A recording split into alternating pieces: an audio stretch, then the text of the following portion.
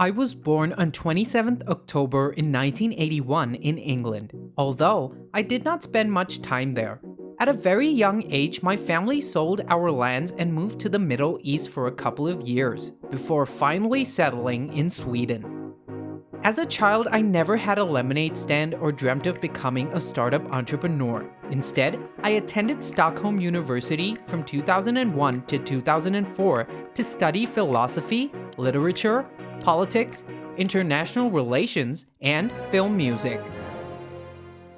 Growing up, I realized technology and music were the two things that highly fascinated me, and so I decided to combine the two and came up with my own personal projects. As a means of progress, I started learning musical instruments at a very early age and even built stereo equipment to practice.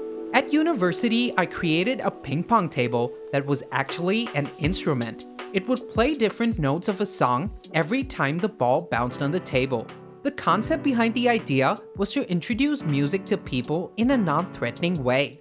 Apart from this, I also invented shoes that would change the sound of footsteps based on the outfit of the day.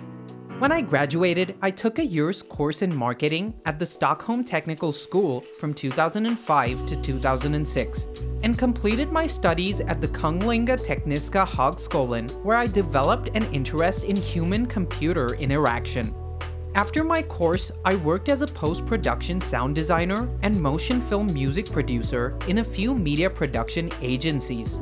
This helped me build a high-profile network that would soon come in handy. While I worked, I started producing my own original music to pass the time.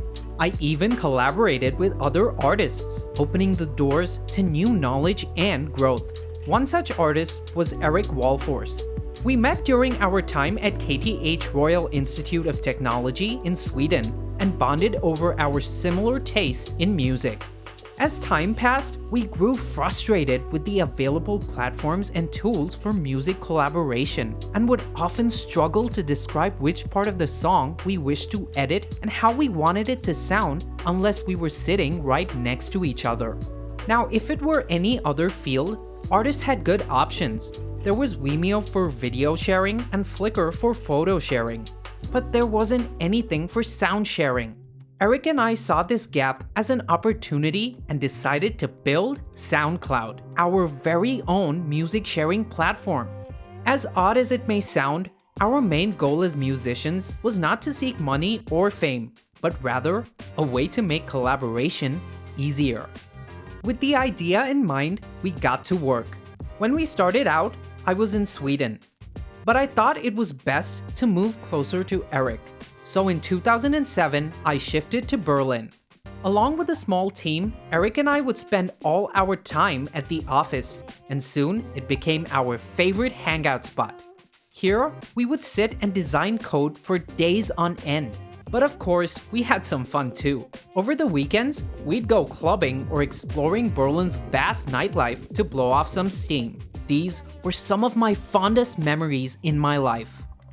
The aim of our startup was not to create an online digital MP3 player, but instead a social media platform on where musicians could discover and share music. Some of our users even describe SoundCloud as email for music. Thinking back to our problems with online collaboration, one of the first things our team wanted was a waveform, a visual representation of the sound waves you hear. This particular feature would allow other users to pin timestamps and leave comments. This waveform is still used on our platform to date. Our unique set of features for the website really excited me. It was practically perfect. With SoundCloud, I could go online and connect directly with someone like 50 Cent, remake one of his tracks, and then send it back to him. It's insane to be able to be that closely connected to someone. Initially, at SoundCloud, we offered users the ability to share tracks and give feedback. This core idea is what challenged MySpace and other music sharing sites. My team and I didn't attempt to go down the path of monetization anytime soon. Instead, we continued to expand the social aspects of SoundCloud, which led to an unimaginable amount of people sharing, connecting, commenting, remixing, listening to, and contributing to all kinds of music from all around the world. In 2011, we received an investment worth $10 million from Index Ventures and Union Square Ventures, and this was already on top of the $3.3 million investment they had already made in 2009. The money helped us expand and open a new base in San Francisco in the year 2011. By June, SoundCloud had managed to amass an impressive 5 million users, and we also attracted additional investment from Ashton Kutcher and Guy Oseary. As technology developed, both Eric and I wanted to develop an app version of our website so that everyone could now have a portable recording device in their pocket. We used to pride ourselves on being responsive to our community of users, making sure SoundCloud was easy to use and accessible. The app really started to bring both musicians and people closer together in ways I hadn't predicted. I really experienced one such moment myself when my cousin and his newborn, instead of sending me a simple text, sent me a voice clip of the baby through SoundCloud. I was completely taken aback. The emotion that consumed me with the sound of my new family member showed me just how big of an impact we were making. Eric and I always introduce new ways to break the monotony for our employees and bring out the innovation in them. We held hackathons at our headquarters. 10 minutes to get root access to a Python web server, expose its SSL encryption, and then intercept all traffic over its secure port. They're hacking! Yes, all behind a fixed firewall emulator, but here's the beauty. This was me basically paying homage to my younger, innovative days when I came up with funky ideas like the musical ping pong table. We've approached A-list artists like Queen Bee Beyoncé to use SoundCloud and host remix competitions, encouraging fans to perform over their tracks and give them their own unique twist. Over time, SoundCloud was filled with countless talented musicians. It was then that we decided it was finally the right time to challenge the traditional distribution model of music. And so, we gave our users the ability to monetize their audio or music.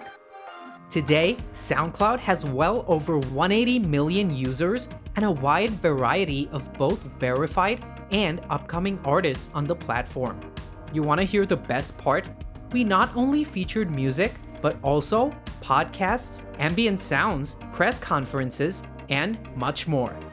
We always believed in the power of audio, even though we live in an intensely visual age. I truly believe that one day, SoundCloud will eventually create and host more content than YouTube.